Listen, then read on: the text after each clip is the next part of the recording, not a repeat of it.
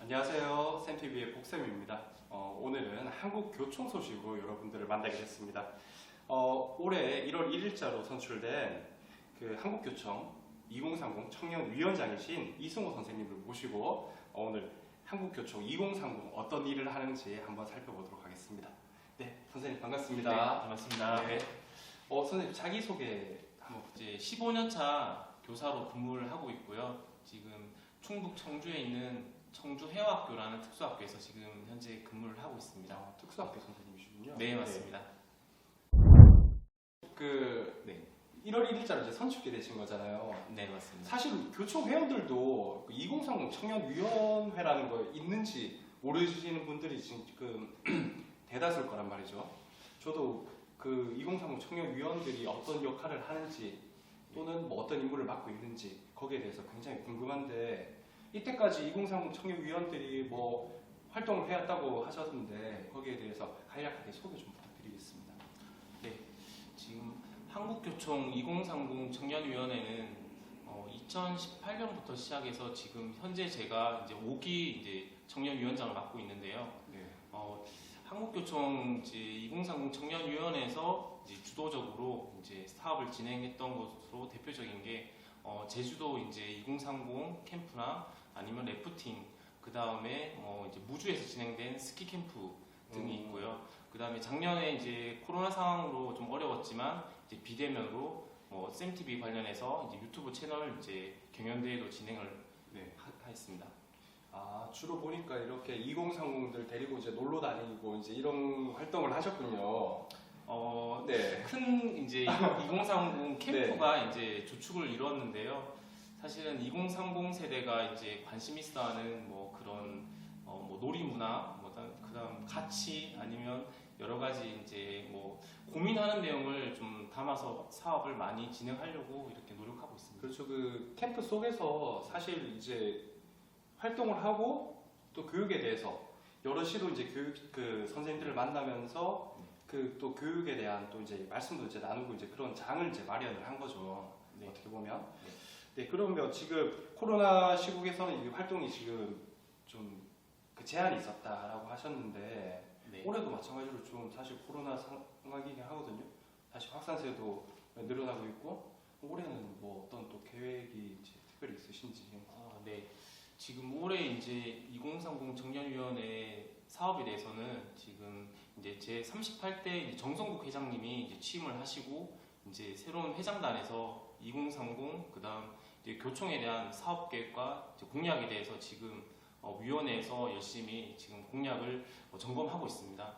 거기서 이제 2030에 대한 여러 가지 교원들이 느낄 수 있는 그런 사업이나 이런 부분을 많이 담을 수 있도록 청년위원회에서도 많이 이제 회장님과 소통하고 그런 자리를 만들도록 노력하겠습니다.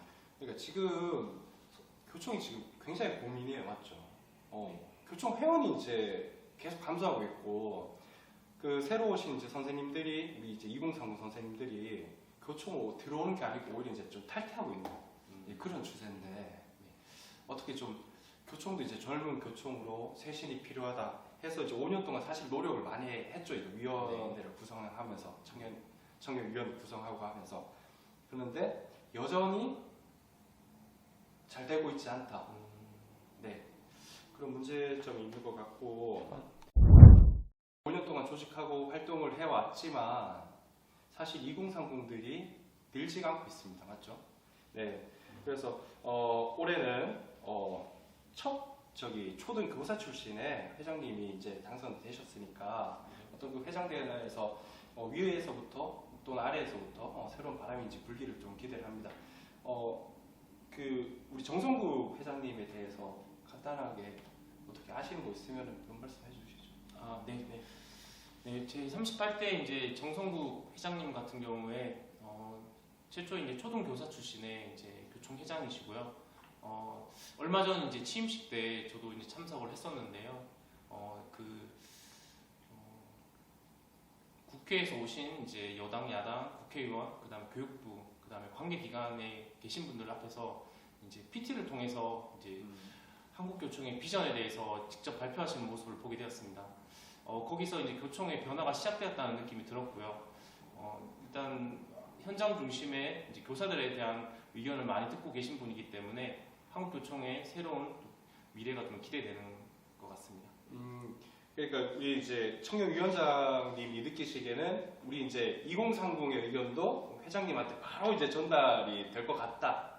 네, 항상 듣고 계실 것 같습니다. 항상 듣고 계실 것 같다. 이제 이렇게 네. 이제 말씀해 주셨고 또 회장님이 또 이제 여러 이제 뭐 국회의원들 그다음에 그 기자들을 불러놓고 네. 그리고 네, 정책 담당자들 불러놓고 네. 이제 PR을 하시고 이렇게 네. 강력하게 이제 하시는 모습을 네. 보시고 이제 감명을 좀 받으셨다고 이제 하셨습니다.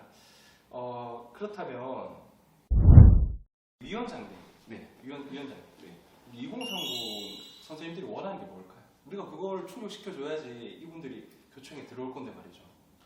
네, 저는 2030 선생님들 그다음에 이제 교총 회원분들이 원하시는 거는 한국교총의 뭐 정책 결정이든 한국교총에서 목소리를 이렇게 낼 수 있든 거기에 이제 직접 참여할 수 있는 기회를 보장해야 되는 게 아닐까 생각이 됩니다. 그리고 이제 2030이 원하는 그런 한국교총의 미래, 그다음에 교육 현장의 미래에 대해서 귀담아 듣고 2030을 이제 그냥 회원이 아니라 이제 같이 참여해서 함께 이제 한국교총을 만들어가는 그런 같은 동반자로서 같이 이렇게 참여할 수 있는 게 2030 회원들에게 바라는 방향이 아닐까 생각됩니다.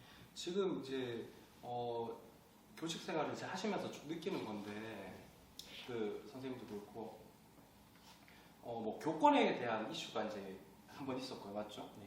그다음에 이제 최근에는 또 임금에 대한 문제, 수당에 대한 문제가 또 이제 이슈로 부각되는 것 같아요. 네.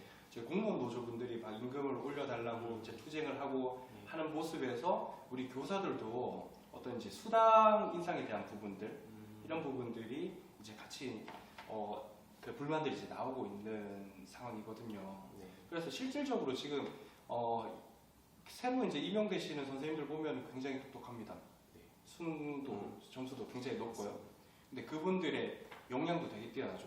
근데 그분들의 역량에 비해서 사실 받는 수당이나 그런 것들은 굉장히 어떻게 보면 미미하다고 생각될 수 있을 정도로 지금 몇 년째 지금 담임수당 같은 경우는 몇 년째 거의 동결이죠, 맞죠? 네. 뭐 부장수당도 마찬가지고요.